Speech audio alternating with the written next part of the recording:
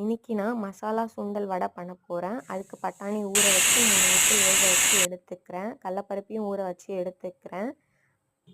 5 பச்சை மிளகா, தேவையான அளவு இஞ்சி, பூண்டு, சோம்பு ஆட் பண்ணி அரைச்சி எடுத்துக்கலாம்.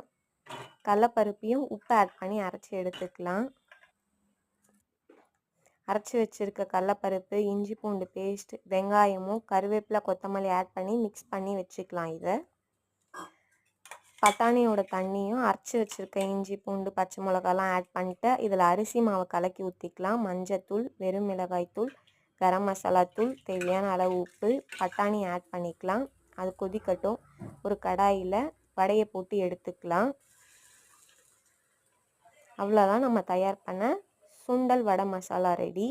இதில் சுண்டல் மசாலாவையும் வடையை புட்டு போட்டுட்டு வெங்காயம், கேரட், கொத்தமல்லிலாம் போட்டு அவ்வளோதான், நம்ம தயார் பண்ண சுண்டல் மசாலா ரெடி.